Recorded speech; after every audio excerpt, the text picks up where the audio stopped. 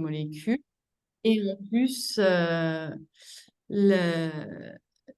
plus on veut aller vers les molécules les plus complexes, plus on se heurte à des problèmes de sélectivité, de transfert. Et donc, c'est un développement, comme je l'ai dit, qui est long, qui peut quand même être fortement aidé grâce au couplage avec la partie séparation. Donc, coupler production et extraction pour avoir le maintien d'une productivité importante. Et ça, on l'a montré avec un contacteur membranaire, donc qui permet, en parallèle de la production, d'extraire en continu l'acide paracoumarique, dans ce cas-là. Par contre, ce qui a été montré dans cette étude réalisée par Jeanne Combe, c'est qu'il y avait une forte mortalité des micro-organismes. Donc, il y a encore du travail au niveau de la partie procédé pour éviter que les micro-organismes se retrouvent dans le système d'extraction et souffrent de la pression qui est exercée. Pourquoi on cherche ces acides para-hydroxycinnamiques? On les cherche parce que nous, en chimie, on fait beaucoup de choses avec. Que ce soit sur la santé des cultures. Donc, très récemment, il y a eu un article sur de nouveaux antifongiques à base d'acide paracoumarique. Donc, on a une diminution de l'infection et avec aussi, ça reste à démontrer, mais une forte suspicion de propriétés élicitrices. Donc, il y a un effet direct sur le pathogène, ça on l'a montré en boîte de pétri, mais il y a aussi un effet de stimulation de la plante grâce à ces dérivés. C'est un autre type d'effet qui est mis en avant dans le projet Boost Crop. Donc ça, c'est un projet européen qui arrive sur la fin, où on a développé toute une bibliothèque de molécules autour de ces acides para-hydroxycinnamiques et où on joue sur la capacité de ces acides para-hydroxycinnamiques à capter les UV et à les transformer en chaleur. Donc, en fait, à augmenter très localement, donc sur les feuilles des plantes, un petit peu la température. C'est pas très élevé, hein, c'est quelques dixièmes de degrés, mais ça stimule la plante pour produire. Et donc, des essais en champ ont été réalisés l'été dernier et ont montré une augmentation de rendement sur les cultures testées. Alors, de mémoire, il y avait tomates, il y avait blé et il y avait des choux aussi et de la salade, je crois. Enfin, voilà, un certain nombre de plantes et on avait des augmentations de rendement grâce à ces molécules et à leur côté biostimulant. Ces propriétés UV, elles peuvent fonctionner pour aider les croissances des plantes, mais c'est aussi un gros enjeu pour la cosmétique. Et on a fait un premier projet ANR qui est fini, qui s'appelait Synap UV, et qui a aussi permis de développer une bibliothèque de molécules. Donc ça, j'ai mis ici un graphical abstract d'une des publications qu'on a eues sur ce sujet-là, mais donc il y a eu bien plus de 14 molécules produites au cours de ce projet. Et l'idée, c'est de remplacer les filtres solaires actuellement utilisés qui posent des problèmes de perturbation endocrinienne. Et donc de proposer des alternatives bio-inspirées parce qu'en fait, tous ces travaux-là sur les anti-UV, ou en tout cas sur la capacité de capter des UV, provient d'un métabolite spécialisé que vous connaissez peut-être, le sinapoïl malate, qui est produit naturellement par les plantes. Donc, il y a un ester d'acide synapique estérifié avec de l'acide malique, que la plante produit pour se protéger des rayonnements UV, en ayant justement cette transformation des UV, donc capter les UV et les transformer en chaleur. Et avoir des filtres UV, c'est bien, c'est très important dans le cadre de la protection des cancers de la peau, mais on s'est posé la question de si on ne pouvait pas avoir mieux en ayant des composés qui soient à la fois filtre UV, mais qui soient aussi conservateurs, parce qu'on sait que la fonction phénolique a un impact sur les micro-organismes, qui soient antioxydants grâce à cette fonction phénolique, mais aussi émolliente, donc en rajoutant des chaînes grasses. On va voir un petit peu, voilà. L'idée, c'est d'avoir des produits cosmétiques avec moins d'ingrédients, non pas un seul ingrédient, mais une liste réduite avec des ingrédients multifonctionnels qui permettent de couvrir un large panel d'activités. Et du coup, au lieu d'avoir 15 molécules dont il faut connaître, 15, je suis gentille, enfin un certain nombre de molécules dont il faut connaître la toxicité intrinsèque, les produits de dégradation, leur impact sur l'environnement, etc. Et ben là, on n'en a qu'un, on n'en a que quelques-uns qu'il faut suivre et dont il faut connaître les impacts pour couvrir toutes les propriétés qu'on recherche dans ce type d'application. Donc, on va quand même un tout petit peu parler de chimie et de chimie verte, parce que du coup, je vous ai présenté tout ce qu'on pouvait faire avec ces acides para-hydroxycinnamiques, enfin, tout ce qu'on pouvait faire, tout ce que nous, on fait avec. Il y a plein d'autres applications à ces molécules. Et du coup, je vous présente les deux grandes méthodes qu'on a développées pour la valorisation des acides para-hydroxycinnamiques. Donc, il y a une voie de Knovelhagen qui est la voie que vous voyez qui s'étend sur la droite de l'écran. Donc, on part d'un acide de Meldrum sur lequel on fait réagir un alcool. Et cet alcool va venir réagir avec l'aldéhyde correspondant à l'acide para-hydroxycinnamique.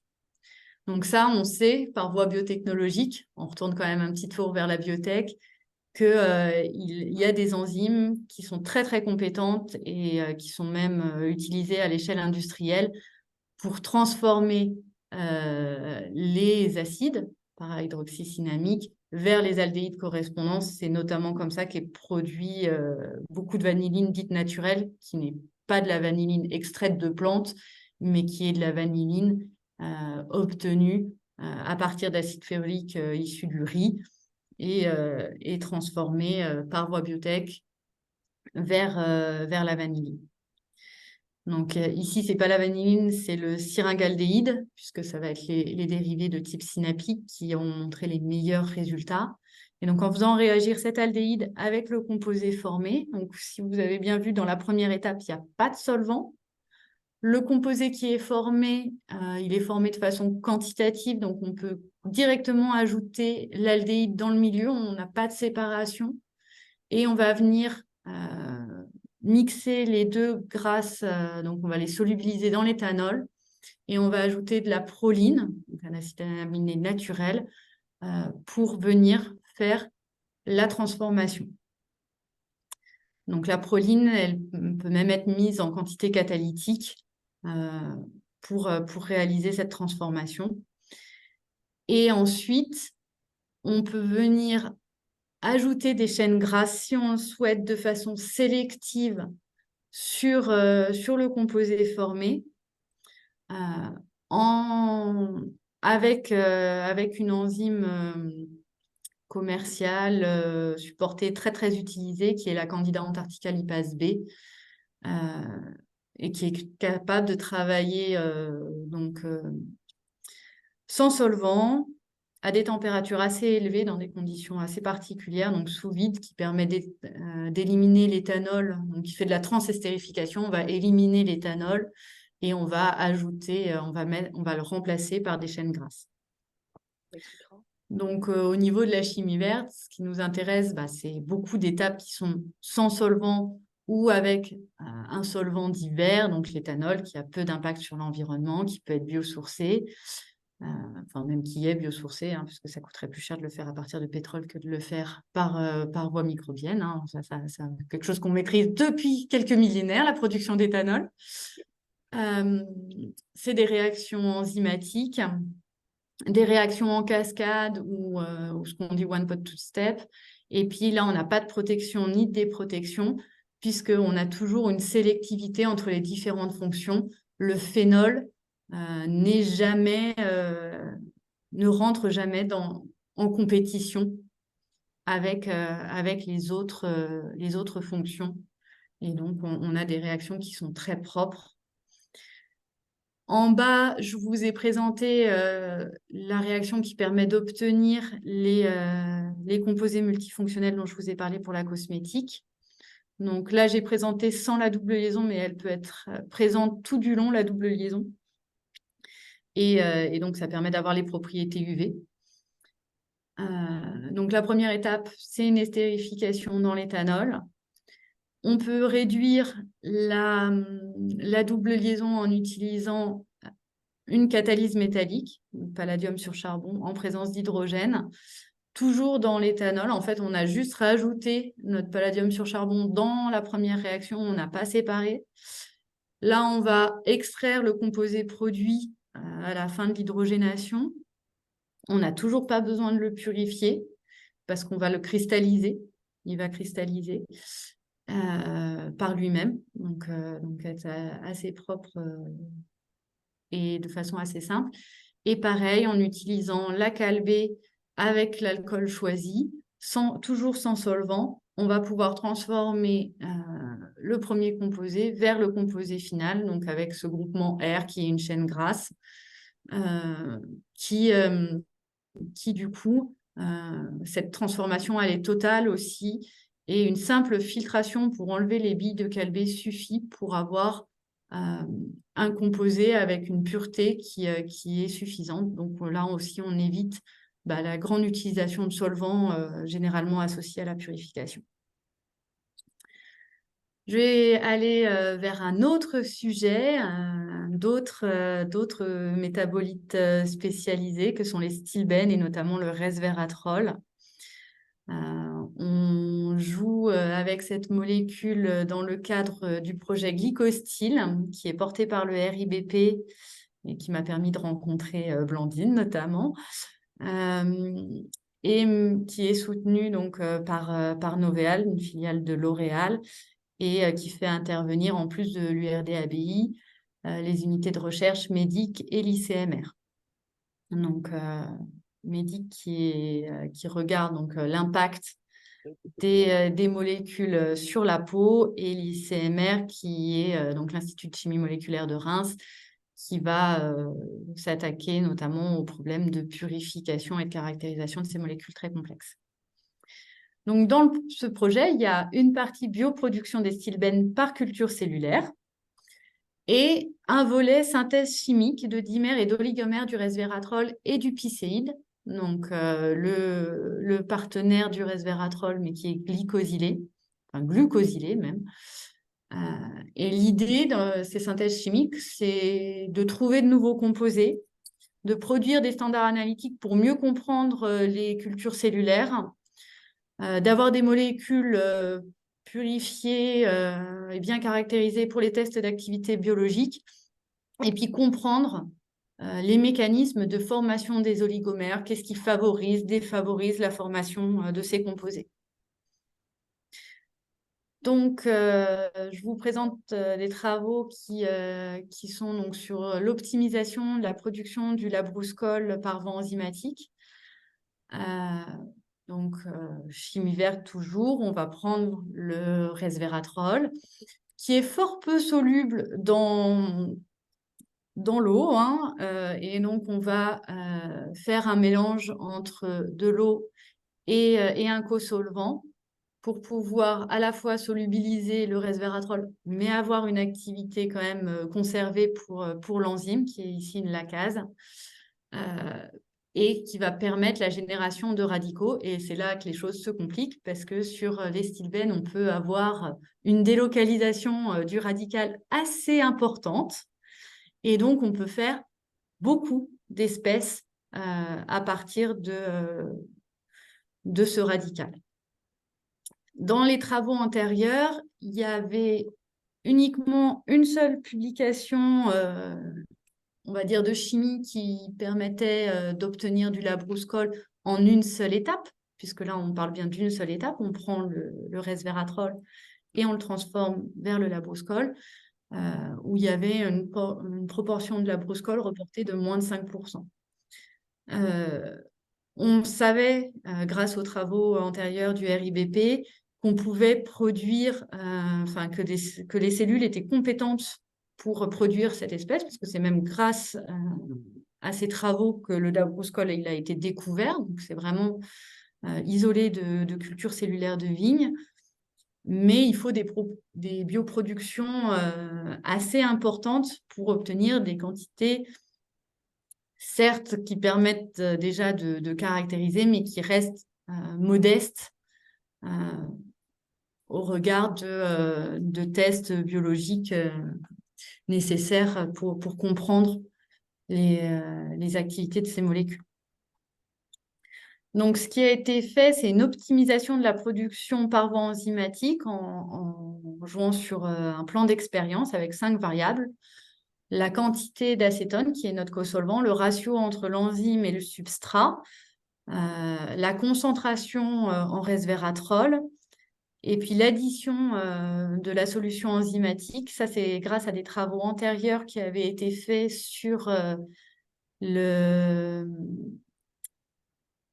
l'alcool synapylique, donc, qui est un monolignol, pour la synthèse de syringarazinol. Et donc, ces travaux nous avaient permis de voir qu'on avait des mécanismes différents, et notamment des phénomènes de dismutation en fonction du taux de radical à l'instant T dans les solutions. Et donc, l'idée d'additionner l'enzyme progressivement, c'est de contrôler le taux de radical au cours du temps, en sachant que l'enzyme, on peut la mettre en quantité catalytique, elle va faire un certain nombre de tours, mais elle va quand même, dans des milieux où il y a quand même jusqu'à 70% d'acétone, se dégrader. Et donc, on l'ajoute en continu pour conserver de l'activité enzymatique, mais en avoir vraiment très, très peu tout le temps, pour avoir très peu de radicaux à l'instant T. Et puis, on a joué aussi un petit peu dans la température, sans aller très haut, puisqu'on voulait respecter aussi, déjà qu'on fait un petit peu souffrir l'enzyme avec le solvant, on ne pouvait pas non plus la mettre dans des conditions trop extrêmes. On avait vu d'ailleurs dans d'autres travaux que la température pouvait jouer sur la sélectivité des composés. Donc, les conditions optimisées, vous le voyez, c'est plutôt la partie en rouge. Et donc, ça correspond à un fort taux d'acétone, 70%. Donc, en fait, ça permet une bien meilleure solubilisation du resveratrol, et c'est pour ça que les taux importants sont favorisés. On a besoin d'un ratio enzyme-substrat qui est aussi assez important. Par contre, une concentration en resveratrol qui soit faible, justement pour favoriser ce système de dismutation, il faut qu'il y ait peu de radicaux, il faut qu'ils mettent longtemps à se rencontrer. Donc, plus on est dilué, mieux c'est. Après, en restant à quelque chose qui semble raisonnable, donc qui est 20 millimoles par litre, qui correspond à 4,5 grammes par litre de resveratrol, on n'a pas voulu descendre plus bas, parce qu'après, il y a aussi des questions de volume par rapport à la quantité produite. Et puis, une addition enzymatique lente, et la température avait plutôt un effet positif, donc une température de 45 degrés. Et ce qui nous a permis de passer des moins de 5% reportés dans la littérature à plus de 37% en HPLC, donc à 1,7 g/litre. Donc ça, c'est 37%, c'est le potentiel. Mais après, il faut réussir à l'isoler à partir de toutes les molécules qui sont présentes, hein, notamment beaucoup de delta-viniférine. Et donc, on a par deux techniques différentes, une voie par chromatographie et puis une voie par chromatographie de partage centrifuge, réussi à isoler 23% de la brouscole avec une pureté supérieure à 90%. Mais ça nous a aussi permis, cette optimisation, de voir différentes formes du labruscol. Celui qui avait été bien caractérisé par les travaux en bioréacteur, c'était le trans-ilabruscol. Mais on a pu montrer qu'on pouvait former du 6-ilabruscol, donc le diastéréoisomère du trans, en plus petite quantité. On est à peu près à 75-25 en ratio entre ces deux espèces. On a vu aussi un petit peu de Z-labruscol. Et puis deux nouveaux composés qui n'avaient jamais été caractérisés, l'isodelta-viniférine et l'isoepsilon-viniférine. Et donc toutes ces molécules, elles peuvent après être regardées du point de vue de leurs activités biologiques, une fois qu'elles sont bien caractérisées. Donc, pour conclure cette présentation, je vous ai montré des systèmes de l'aval vers l'amont. Donc, on peut synthétiser des librairies de molécules, évaluer leurs propriétés biologiques et puis regarder leur potentiel transfert vers une production par voie fermentaire ou orienter les voies fermentaires grâce à ce qu'on aura trouvé au niveau de la librairie de molécules, même si on sait voilà, que ces produits, c'est quelles molécules qui nous intéressent de produire le plus et donc comment on joue au niveau de la bioproduction pour augmenter la production des molécules d'intérêt. Donc ça, c'est vraiment de la chimie vers la biotech, mais on peut faire l'inverse, de l'amont vers l'aval.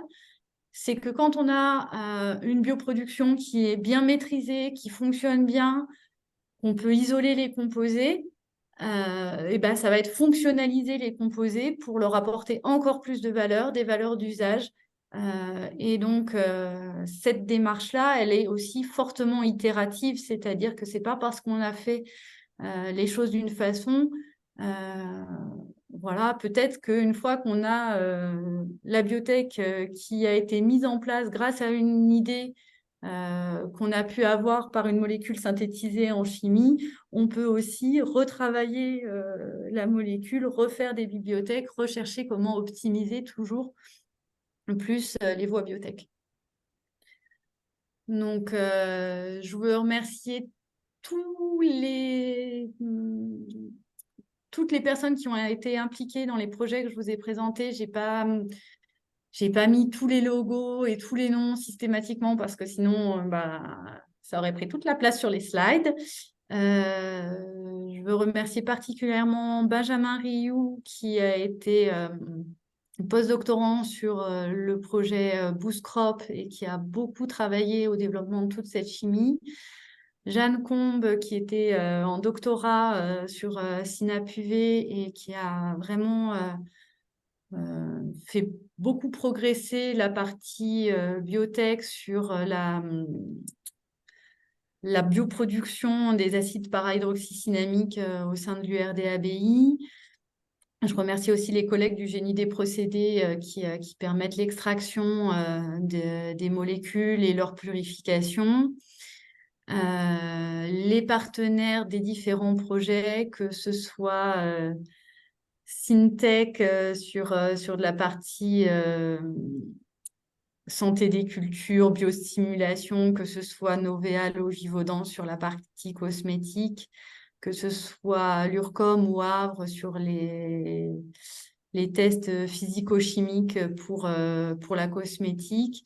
Le RIBP, bien sûr, qui est à la fois dans les projets antifongiques et dans les projets cosmétiques. Eric Pourreau pour nous avoir entraînés dans l'aventure Glycostyle. Blandine pour les échanges et puis pour m'avoir permis de vous présenter. Merci à tous pour votre attention. Et puis, je me tiens à votre disposition pour toute question. voilà, pour échanger avec vous sur ce sujet.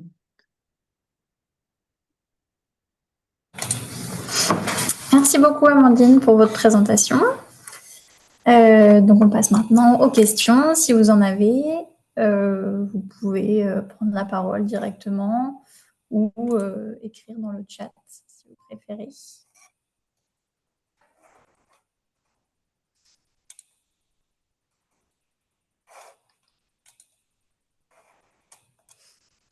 Pas de questions. Moi, j'en ai plusieurs. J'en ai deux. Au début de votre présentation, vous avez parlé de techniques membranaires Ouais. pour l'extraction, si j'ai bien compris. Mm. Qu'est-ce que ça veut dire? C'est quoi les techniques Alors, membranaires? c'est plus pour la purification, enfin pour la récupération. Donc, mes collègues du génie des procédés travaillent beaucoup sur le contacteur membranaire, c'est-à-dire que ça va être une séparation liquide-liquide assistée par une membrane. Donc, ça va permettre en fait de séparer la phase organique de la phase aqueuse via une membrane. Donc, ça évite les phénomènes d'émulsion qui, des fois, sont extrêmement compliqués à casser. Et puis, bah, ça va permettre de coupler. Donc, c'est ce que j'ai montré parce que donc, la collègue qui a travaillé sur l'extraction, enfin, sur la bioproduction et l'extraction en continu de l'acide paracoumarique à partir de son réacteur. Elle avait aussi essayé des systèmes juste biphasiques, donc d'entraîner la molécule vers une phase grasse, mais effectivement, elle se retrouvait avec des émulsions, des couches qui étaient des fois un peu compliquées à traiter. Une toxicité aussi un petit peu plus forte sur les cellules, même si on a vu qu'avec le contacteur membranaire, bon, il y a quand même un équilibre qui se fait. Donc, si le solvant il est vraiment très toxique pour les cellules, ce ne sera pas possible de l'utiliser même en contacteur membranaire. Mais ça rajoute une possibilité. Et le problème avec le contacteur membranaire était plutôt sur le stress physique de passer dans des capillaires pour les membranes et de supporter des pressions que sur un stress chimique du fait du composé, donc de la phase organe. Donc ça, c'est une des techniques. On a aussi, donc ça c'est vraiment le contacteur membranaire, c'est pour de l'extraction liquide-liquide. On a utilisé aussi des techniques membranaires pour isoler l'acide férulique à partir d'hydrolysa de son de blé. Là, donc on est sur une technique membranaire vraiment de filtration avec des pores. Mais alors de mémoire, l'acide férulique, on est autour de 190 grammes par mol. Et le glucose, on est à 180 grammes par mol. Donc quand vous faites une hydrolyse avec des cocktails enzymatiques qui sont des... aussi, en fait, on cherche souvent l'activité secondaire du cocktail enzymatique, qui est l'activité féruloylestérase, mais dans des choses qui sont plutôt composées de cellulases, d'hémicellulases, etc. Donc, on a beaucoup de sucre aussi généré. Et là, on a joué sur le pH, en fait, pour avoir l'acide férulique qui soit doublement chargé sur la position acide et sur la position phénolique. Parce que le pKa de l'acide, il est autour de 3,4, le pKa du phénol est autour de 9, alors que les sucres, pour les charger, il va falloir monter à plus de 10, enfin même à plus de 14. On va plutôt être sur des ordres de 14-16. Donc en choisissant le pH, on peut avoir des répulsions électrostatiques et laisser passer les sucres qui, eux, ne sont pas chargés au travers de la membrane. Et donc avoir comme ça un système de séparation. Ok, merci.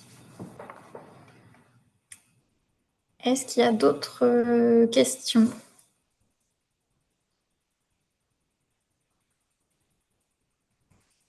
J'en ai une autre, moi, du coup. Sur le projet Glycostyle, vous avez parlé de 37% de rendement. Ouais. Est-ce qu'il y a possibilité de récupérer, plus pour une application industrielle, est-ce qu'il y a possibilité de récupérer le resveratrol résiduel? Alors, en fonction des conditions, il en reste pas beaucoup du resveratrol résiduel parce que c'est vraiment notre produit de départ. Mhm. Donc, pour nous, l'idée, c'était quand même d'avoir un maximum de conversion du resveratrol pour avoir un maximum de la brouscole. Mhm. Ce qu'on produit aussi, donc, en plus des 37% de la brouscole, on a à peu près 50% de delta-viniférine Ok. et une petite dizaine de pourcents de l'éthanol, qui sont vraiment nos composés majoritaires. Et puis après, voilà, il y a moins de 1% d'iso-delta-viniférine, d'iso-epsilon-viniférine et Mhm. des autres composés qu'on a pu montrer. Ok, merci. Alors, il n'y a pas de questions dans le chat. Donc, s'il n'y a pas d'autres questions, je vais laisser la parole à Alban qui présentera le webinaire du mois prochain. Et merci encore, Amandine, pour votre présentation. De rien, merci.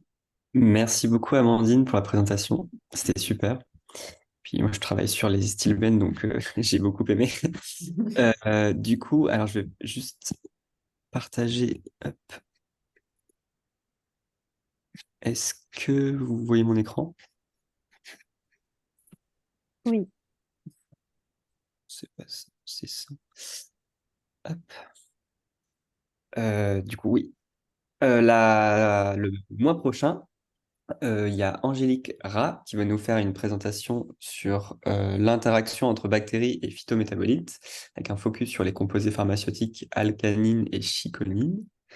Et du coup, voilà, Angélique qui a rejoint le RIBP de Reims en octobre. Et voilà, ça sera le mercredi 6 décembre. Alors, soyez là, parce que ça va être super.